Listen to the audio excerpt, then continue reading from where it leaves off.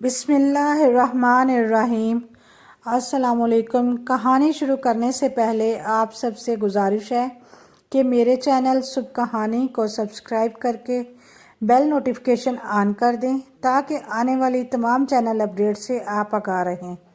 چلتے ہیں آج کی کہانی کی طرف۔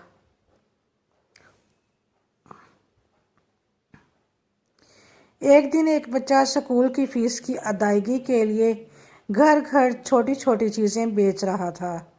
اسے پڑھنے کا بہت شوق تھا، لہٰذا اسے اپنی فیس کی ادائیگی کے لیے چھوٹی چھوٹی محنت مزدوریاں کرنی پڑتی تھیں۔ ایک دن سخت دھوپ میں گھر گھر چیزیں بیچتے بیچتے اسے سخت پیاس اور بھوک نے آ لیا۔ اسی اثنا میں اس بچے نے اگلے گھر کا دروازہ کھٹکھٹایا اور اپنی چیزیں بیچنا چاہیم، لیکن عورت نے سہولت سے انکار کر دیا۔ بچے نے ایک گلاس پانی کا پوچھا، جس پر عورت کو بچے کی نحیف آواز سے محسوس ہو گیا کہ بچہ بھوکا ہے۔ اس نے ایک گلاس دودھ کا لا کر دے دیا۔ بچے نے دودھ پیا اور پوچھا، مجھے اس دودھ کے گلاس کا احسان کیسے چکانا ہوگا؟ عورت نے مسکرا کر جواب دیا، تمہیں کچھ نہیں کرنا ہوگا بیٹا۔ میری ماں نے ہمیں سکھایا ہے کہ نیکی کی قیمت نہیں لیا کرتے۔ بچے نے اس کا شکریہ ادا کیا اور چل دیا، لیکن اس بات سے اس دن اس بچے کا انسانیت اور خدا پر بھروسہ اور مضبوط ہو گیا۔ محترم قارئین کرام، اللہ تعالیٰ کا ایسا کرنا ہوا۔ بہت سالوں بعد اس عورت کو سخت بیماری نے آ لیا اور اسے دوسرے شہر لے جایا گیا۔ اس شہر کے سب سے بڑے ہسپتال میں داخل کرایا گیا اور شہر کے سب سے ماہر ڈاکٹر کو بلایا گیا۔ ڈاکٹر نے جیسے ہی مریضہ کو دیکھا، اس نے اپنی محسنہ کو پہچان لیا۔ اس نے اس محسنہ کی تیمارداری اور صحت یابی کے لیے دن رات ایک کر دیے اور اپنی تمام صلاحیتیں برقرار لاتے ہوئے اس عورت کو موت اور زندگی کی اس جنگ میں موت سے فتح دلائی اور عورت صحت یاب ہو گئی۔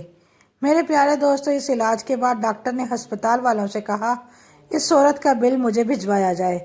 بل وصول ہونے پر ڈاکٹر نے بل پر ایک تحریر لکھی اور عورت کو بھیج دیا۔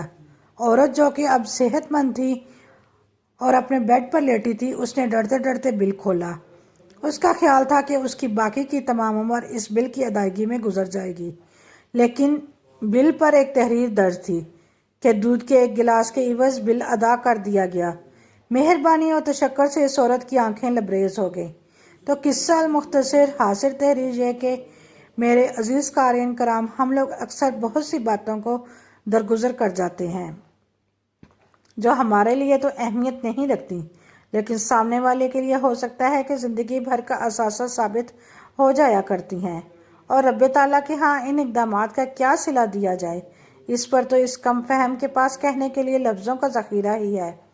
اور غالب ہو کے اس کسی نیکی کو چھوٹا مت سمجھے، کیونکہ نہ جانے آگے جا کر کیا پتہ وہ ہمارا نہایت ہی چھوٹا سا عمل ہماری دنیا و آخرت سنوار دے، کیونکہ کہتے ہیں نا کہ کر کھلا تو ہو بھلا۔